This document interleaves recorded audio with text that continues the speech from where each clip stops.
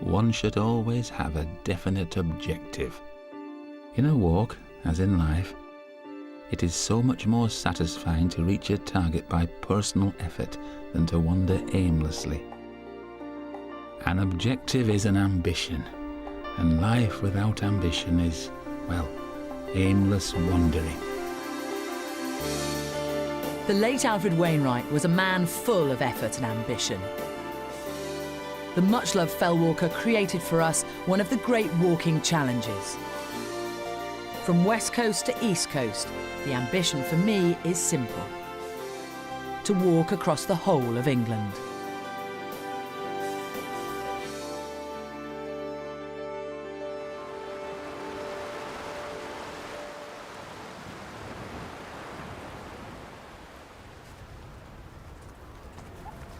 Hello and welcome to the West Cumbrian coastline here by the village of St Bees. This is the Irish Sea and it marks the beginning of a very simple proposition. From here, the west coast, I'm going to head as far as I can in that direction towards the east coast. Over the next 6 programmes, I'm going to adventure across the whole of northern England with a familiar friend for company.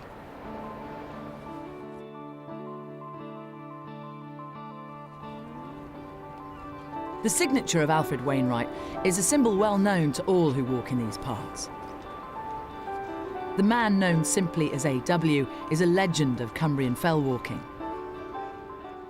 But one of his last grand projects would take him far beyond the fells and would become his most enduring legacy. A.W. retired as Kendal Borough Treasurer in 1967. He'd just finished his pictorial guides to the lakes, so he had a bit of time on his hands, and this was his retirement project, the creation of a long-distance walk. Now, one thing was clear: it had to be in northern England. That was his favourite terrain, his most familiar terrain, and he thought it to be the best in the world. Now, you haven't started the walk until you're on the beach itself. And I'm going to follow another coast-to-coasters tradition as well, and that is choosing a pebble to take with me to the Yorkshire coast. There's something else that Wainwright said as well. He didn't believe that the walk had officially begun until you dipped your toes in the Irish Sea.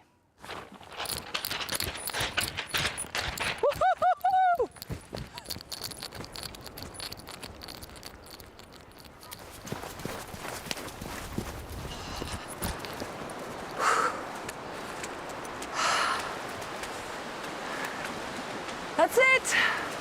My coast-to-coast walk has officially begun.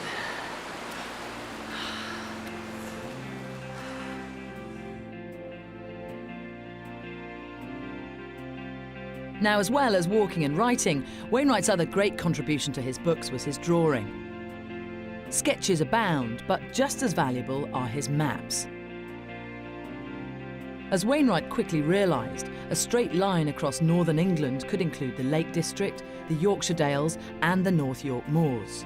3 national parks in one walk. From St Bees in the west to Robin Hood's Bay in the east. Wainwright made 192 miles look incredibly simple. And so 36 years after its creation, I'm far from alone in setting out from the beach on the opening miles of this great journey. So let's take a look at the Coast to Coast's first 29 miles.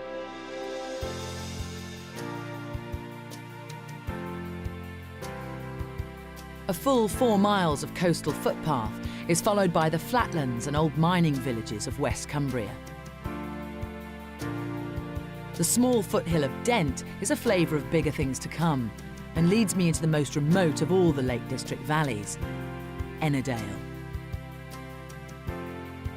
The Coast to Coast hugs the edge of Ennerdale water, taking a direct route up the valley amongst some of the biggest peaks in the area.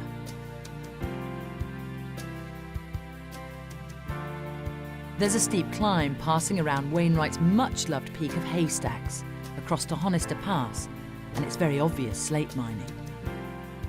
And that industry has done much to shape the villages of my destination for this first section, the lovely valley of Borrowdale.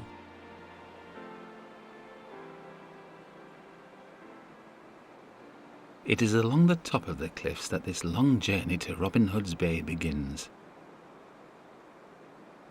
There is no possibility of getting lost, but there is a risk of accident on the seaward side of the fence.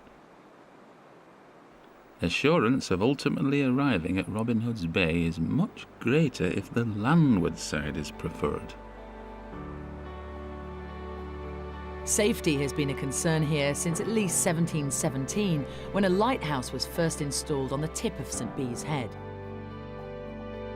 For the past 35 years, this building has marked the most westerly point on the coast to coast. An ideal spot to meet an old Lakeland acquaintance and the man who 20 years ago accompanied Alfred Wainwright on one of his last television appearances. Hello, Eric. Not blown away then. Oh, what a lovely sight. Good to see you. And what an appropriate place for us to meet. It's wonderful, isn't it? Does it seem like yesterday for you that you began this walk with AW? Yeah, well, it does really. I mean, it was 87, I think it was. I think it was 1987. I was such a young slip of a thing then, you see, Eric. So was I. But he was really looking forward to it. It was an adventure. It was an expedition. And so he was just enjoying himself, and you know, he was particularly fond of and proud of the coast-to-coast walk. Well, you've done your first 2 miles. You've 188 to do. Well, thus far, you've been walking north. This is where we turn east and head for the North Sea. Are we closer to Robin Hood's Bay here than when we started? No, not a bit. No, you've got to do it all again now. Now, he suggested that you could possibly do it in 12 days. Now, that really would be motoring along, wouldn't it? He certainly didn't do it in 12 days. There's no question of that. And it is a flog, and it actually runs counter to everything he suggests, because what he says... Take your time, take in the scenery, absolutely. watch your... Enjoy it, you know, dawdle. That absolutely at the heart of his project was that it was a coast-to-coast Not walk. the coast-to-coast. Not the coast-to-coast. It was an adventure. It was an expedition. And he wanted everybody to, yes, basically stick to his route, but go and explore from it. Why did you decide to go west to east? To have the prevailing weather behind me. And it seemed to be the natural way. I mean, if you're reading a book, or if you're writing a letter, you're working from west to east. I think it's great fun to tick off on the map what you've done every day and gradually find yourself getting nearer the objective, and very satisfying when at last you see the North Sea. How many people do you think do the coast to coast every year? Well, because you don't have to check in anywhere, nobody really does know, but certainly tens of thousands. There's business after business that relies on the coast to coast. You know, bed and breakfast businesses, or the people who are moving baggage on ahead, you know, those sort of courier companies. A huge amount of economic regeneration has come from this very simple little AW idea. What can I look forward to at the very end of the walk? Obviously, Sitting down, tiredness, fatigue, Yeah. A sense of accomplishment? Yes, you will. I mean, you'll have had a lot of varied experiences on the way across. I mean, it just demonstrates how varied the landscapes are in the north of England. Upper Swaledale is glorious. And then, of course, the North York Moors, I mean, lonely places. You know, you can feel a real sense of solitude there that in a way you don't get in the Lake District. Well, Eric, wish me luck. You don't need luck. Not now. No, you're a seasoned, hardened walker now. Oh, that's it. I'll have a beard and a stick by now. That way.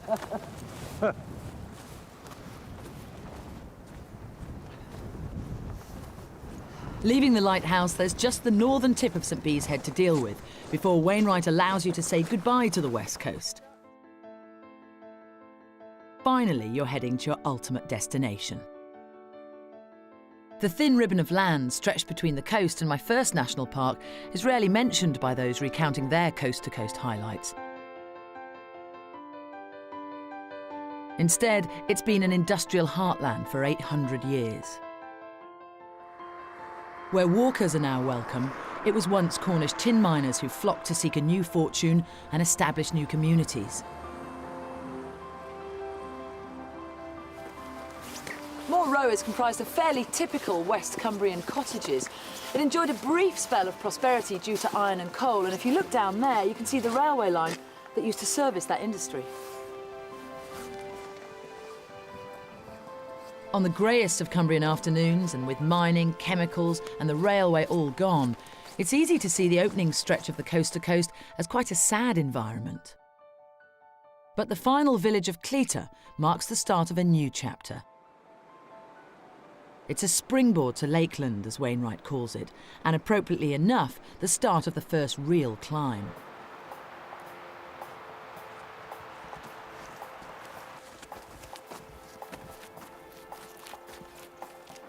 Dent is an excellent viewpoint, with a panorama far more extensive than its modest elevation would suggest. The whole of the coastal plain of Cumbria is seen as on a map.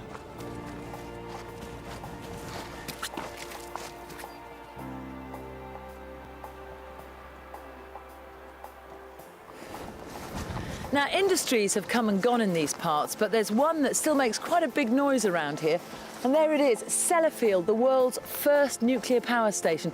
Still employs around 10,000 people. And it's quite a sight. They're not necessarily for all the right reasons.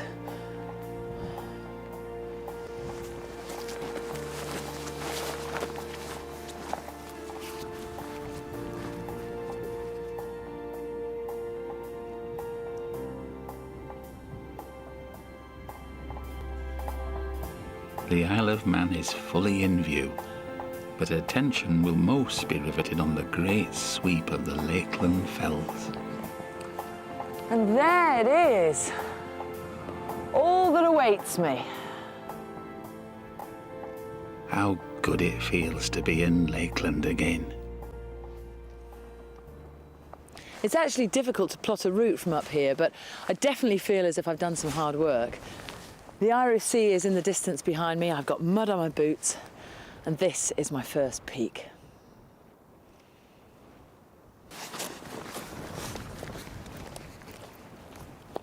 The joys of walking come flooding back once you're away from the towns and the roads. And with the prospect of the Lake District ahead, I think you're allowed to revel in a small feeling of excitement. And whether it was luck or skill, Wainwright found a path into Lakeland that followed the quietest of all routes. The seemingly secret valley of Nanny Catch.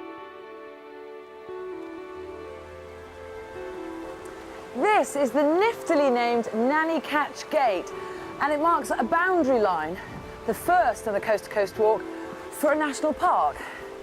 I am now officially in the Lake District. After a day of heavy downpours, I appear to have the valley and the last few rays of sunshine all to myself. Aha, now that must be Ennerdale Bridge, my first Lakeland village. For most walkers, this is the end of a gruelling first day, the sort of day that makes you worry about the schedule you've planned for the rest of the walk. But whatever state you reach the Lake District in, 14.5 miles are now complete. Now, for any walker, the next morning should be a real treat. Some of the biggest peaks in the country await.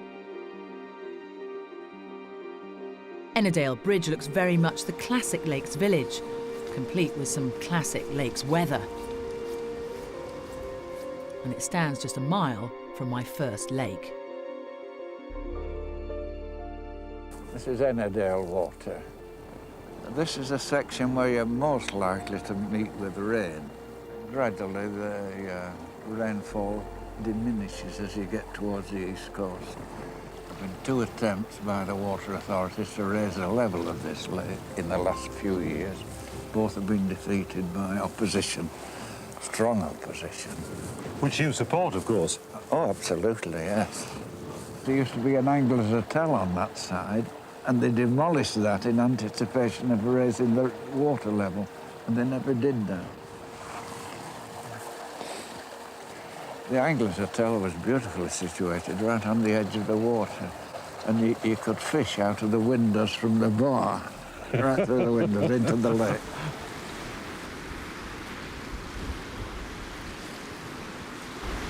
Acceptance is the key when it comes to bad weather. You might as well just relax and enjoy whatever comes your way. On balance, though, you'd have to be mad not to be envious of a day more like this one. One where you can see how Ennerdale water serves as a broad gateway to the lakes. The point where coastal lowlands turn into 2,000-foot peaks.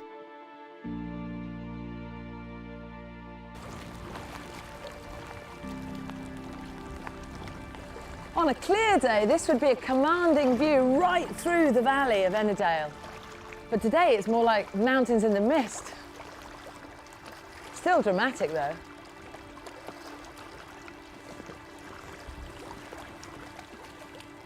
The mountains ahead and on both flanks of the valley are now very impressive, forming a great amphitheatre, Pillar being the dominant height. Now, Wainwright says old maps show this as Robin Hood's chair. And although the name has gone out of use, it seems appropriate to revive it because of its affinity with our ultimate objective, his bay. His being Robin Hood, of course.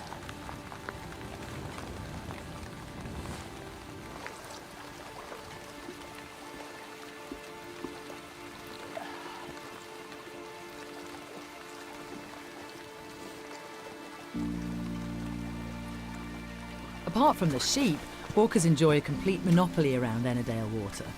It's the only major lake in the area to be without a road. But with iron ore, charcoal burning, farming and forestry, this quietest of valleys has actually been carefully managed by mankind since the Iron Age. Today, though, there's a new initiative, Wild Ennerdale, a deliberate attempt to let nature take control. If a tree falls, it's left to rot. And 24 Galloway cattle are free to graze, roam and fertilise the valley as they wish.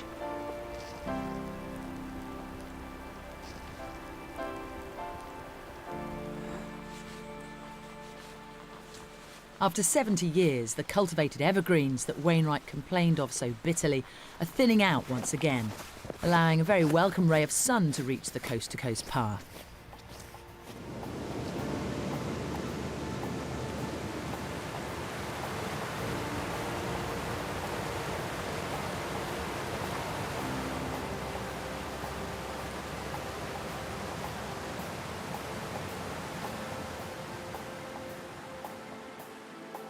At the upper end of the valley, the coast-to-coast leads me to one of my favourite spots. A sudden outpost of humanity, Blacksail Youth Hostel.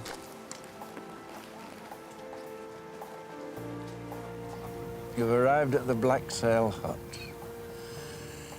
in the middle of a grand surround of mountains, including Great Gable, Kirkfell, Pillar, Haystacks, the high-style range behind you. One of the loneliest places in the district, one of the most beautiful.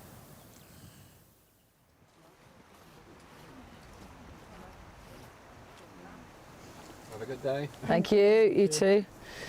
Now, the last time I was at this lovely youth hostel, I was heading up that way, up Pillar, and that's a challenge. Today, I'm heading up that way, and that looks like quite a challenge too.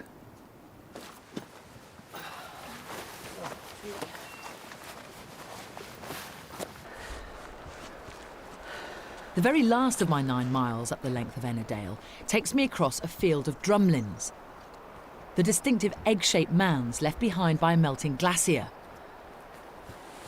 It was that same glacier that left behind my next challenge, the steep sidewall of the valley. Loft Beck provides one of the few accessible routes out of Ennerdale.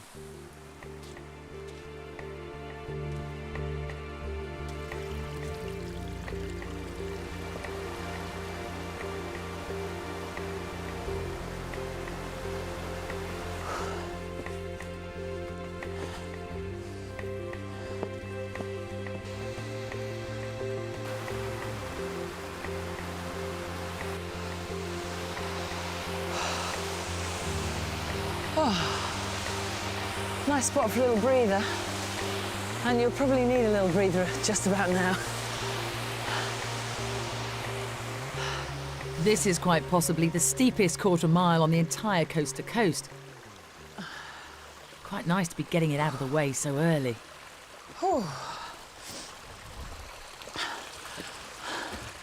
That's definitely the worst of it. So it's goodbye Ennerdale and hello Borrowdale.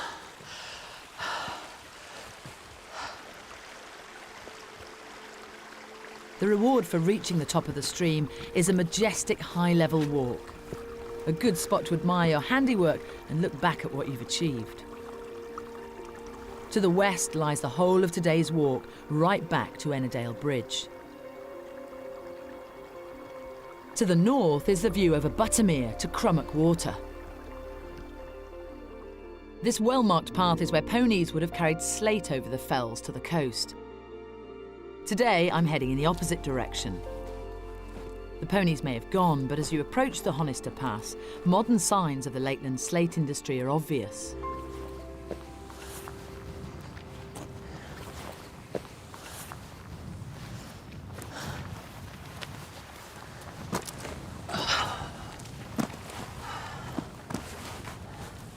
AW has this marked as Drum House. Horses would have pulled wagons full of slate along this straight path to about here, and then a gravity system would have lowered the slate into the pass below.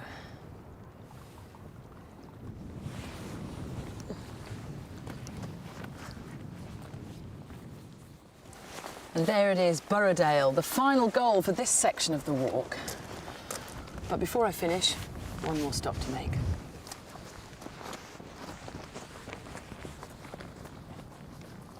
At this point, each and every coast-to-coast walker is funneled through the hub of the age-old local industry. Unlike the hateful conifers of Ennerdale, Wainwright was enamoured with the sheer history of the Honister slate story, and equally saddened on his last visit by what appeared to be its demise. Honister quarry, so quiet, deserted, after centuries of work that's been spent on there. I think many regular visitors to Lake District will be surprised to find it closed. I think Honister Quarry is a sad place now. After all the activity that's been spent here, and men laboured for all their lives on this crag. And now it's just like a graveyard. But 20 years after AW's last visit, Honister is up and running once again. In the late 90s, the dilapidated site was bought by a local man, a Borrowdale lad, who set about exploiting whatever local expertise he could muster. He started by recruiting a true old hand, his uncle, John Taylor. So, John, if I slice you in half, will I find slate in the middle? Slice me in half. After 60 years, you could. I think I probably would, yeah. Yeah. So, I've interviewed a couple of miners over the years, and they're very proud as a people, and actually loved the job as well. And to me, I couldn't think of anything worse. I mean, is it something you love? Is it something you enjoy? It's beautiful. You know, when you go underground, you're in a different world. You know, you can forget everything, and especially if you're working among good rock. You brush it and say, oh, that's beautiful, you know, and you get that involved. It's got a reputation, and rightly so, as best grain slate in country, of course. When Wainwright was here, why had the quarry quietened down so much?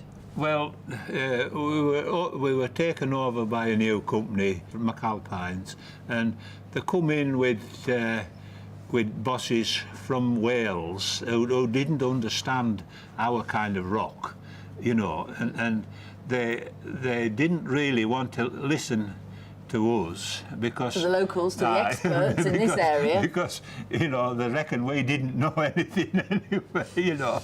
We're just thick quarrymen. So you knew, you had an instinct, you had a feeling that there was still good slate. Oh, yes, aye. You see, you listen to old rock hands, and they tell you where it's running and what direction it's going, and you know, this is learned over 60 years. Yeah. It just went from bad to worse. I mean, with all our splitters sitting in shed with no rock.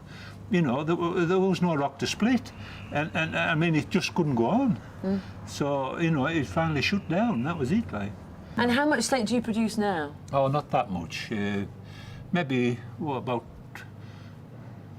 3 ton a day. So you probably need, what, half the men, quarter of the men? Oh, and- yes, we've now like workforce we used to have, of course. You all lived in quarry houses and you go out to pub together and You hunt live together, balls you and work dance together. you work together. So the whole community was basically reliant on the quarry. On quarry, yes. It fed the economy, it gave the men jobs. Well, that's right, and more slate we produce, obviously, more wages we got. Yeah. And we got to the point where in them days, if we made £3 a day, we were really You were top rolling in it. earners, you know. You were the millionaires. And we used to go out and get drunk on champagne. Did you? But no, it was a good community, you know, a spirit right through the valley and to Keswick, you know, and I'm just sorry it's all disappeared basically. How long did it take to find the slate again, to start the mining process again? About 6 months we'll be up and running again, producing slate. Yeah. Is this, I mean, am I right in remembering that this is the only working slate in the country, working quarry in the country at the moment? Aye, I believe that's right. Yes. That's something, isn't it? Aye, and we try and nephew Mark who owns it. We're trying to keep tradition going, you know, because a lot of our traditions in country have gone out of sight, haven't they? Yeah. And we're trying our best to keep this going, you know, traditional wise, and we're succeeding, like. Well, John, I've got to get off to Borrowdale, and I don't like to keep a man from his work for too long, so thank you very much. It's been a pleasure meeting you. Thanks a lot. Back to your slate, which I think is what you love more than anything else in the world. Thank you. Bye-bye. Bye. Having passed so many lost industries already, it's nice to find one that's enjoying renewed success. Today, Honister is both a traditional industry and a visitor attraction for walkers and coach parties alike. And for those on the coast to coast, this is the place to start congratulating yourself. The gentle slope into Borrowdale marks your arrival into the heart of the lakes. As AW said, the Lake District is the loveliest part of England, and this its fairest valley.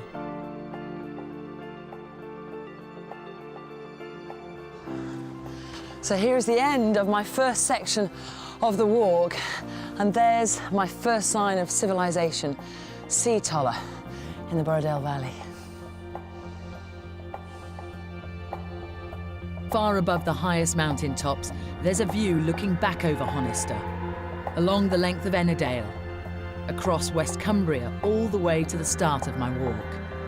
To be fair, there's a long, long way to go, but at least now you can call yourself a proper coast-to-coaster. Well, I've certainly encountered all weathers during the first run of my coast-to-coast. I think the highlight for me, apart from actually just getting back into the lakes, was meeting John at the slate quarry. To meet someone still so passionate and full of energy for his work after 60 years was truly lovely. I hope I've got as much energy for the next 162 miles.